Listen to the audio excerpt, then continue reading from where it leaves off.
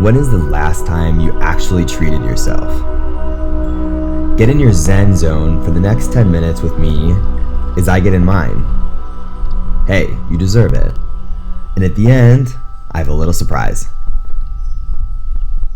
So I am currently sitting at O'Hare International Airport in Chicago, getting ready to head to Boone, North Carolina for a sort of like wellness meditation retreat. This guy on Instagram reached out to me just a few weeks ago and was like, hey, like, you know, we'll fly you out, we'll like put you through the program for a weekend, invite a friend. I've always known that meditation is like critical to mental health, and for whatever reason I've just never been able to actually figure out how to properly commit myself to it. I don't know what quite to expect. My mountaintop destination for self-discovery, tuning into what matters most. Let's go.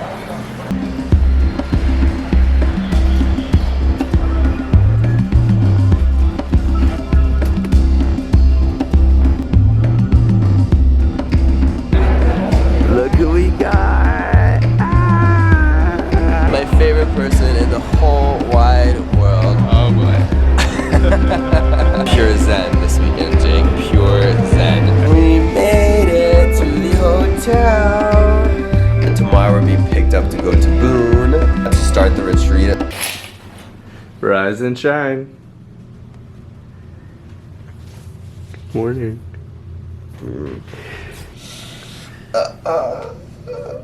No! All southern traditional foods and what horse and biscuit. So good. Yeah. So good. Hey. This is Andrew, and he's one of the directors of the Art of Living, and he's just gonna kind of help facilitate this whole experience for us. Anyway? Yeah. Do you want to just kind of give your explanation of Art of Living and then of the Happiness Retreat? Sure. Can I do the exit and then? I'll let you drive and then I'll let you speak. It's a program that uses breath work to let go of stress and just gives a really fresh take on life. Kind of the goal is to empower those who go through the program to fill up their own cups full of energy to then be able to pour the energy into the lives of others. That is exactly Right? it in a nutshell. Okay. And it all sounds really freaking cool, so we're excited. The Art of Living Retreat Center. Here we go. Made it. We made it. I think we're just gonna go to bed because we're really tired.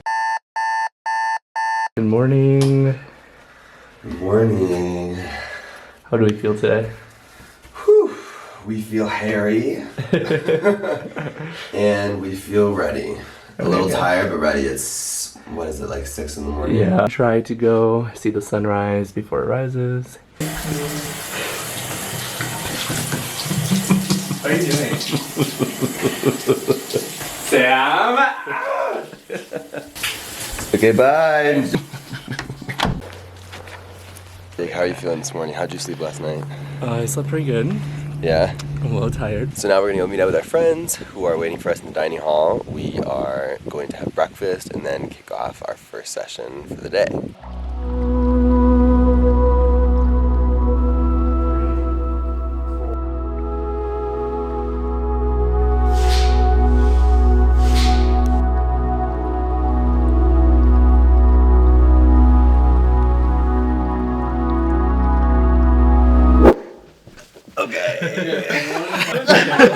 Are you feeling the love? Yeah, but give me more. So we just kind of wanted to do a little checkpoint now that we're midway through our first full day. But one thing that really stuck in my head was that we kind of have this like remnants from like our primitive selves, where at one point it was necessary, but now it's not, to think and focus on the negative. Based on just like our evolutionary tract, where if you were a little bit more negative about certain things, you were actually going to survive, like survival of the fittest. It's the flight or fight response. Flight or fight? Is that or Flight or fight or flight. These days, you don't need that because we're not under like constant attack. Our lives aren't in danger, but yet we still use it all the time. We're like nervous wrecks because we're constantly thinking about tomorrow or the future. So thinking about kind of like our lives and social media and everything, you know, you could get 100 really sweet comments on a picture or just go out, you know, going throughout your day. And then that one piece of criticism, that's the very thing that you focus on when you go home at night. We're going through this experience with a few other friends of ours. So this is my friend Alexa Nicholas. Some of you guys might recognize her from Zoe 101. I don't even know what camera I'm looking into. I didn't know what to really expect. Yeah. Neither did we.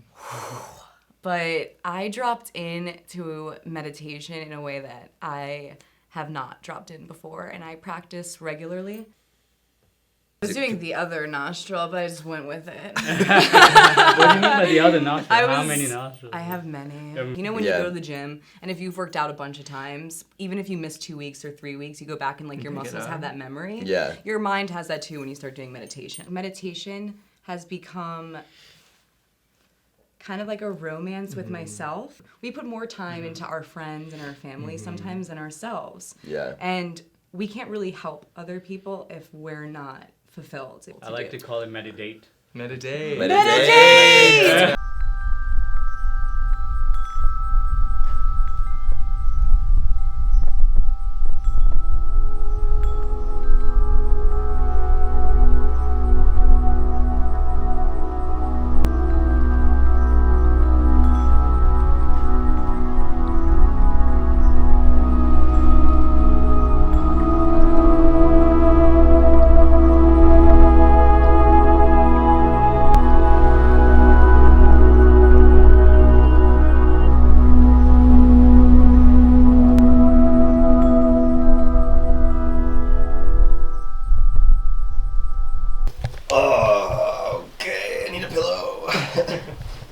Okay, so we just got back. We walked away with some homework to think about what makes us happy in life. 2 questions. What makes you happy?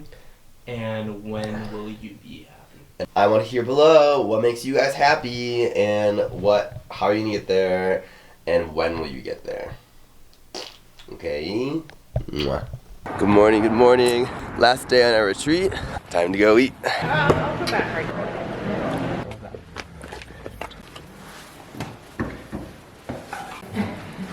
You made it in the nick of time. Food comes from the sun, one way or another.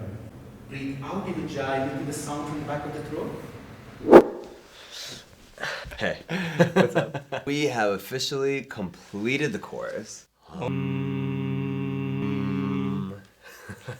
Think about somebody that you fully and wholeheartedly accept in your life. And then think about the adjectives that come to mind. Warm, nice, kind, love, all these positive thoughts about this person.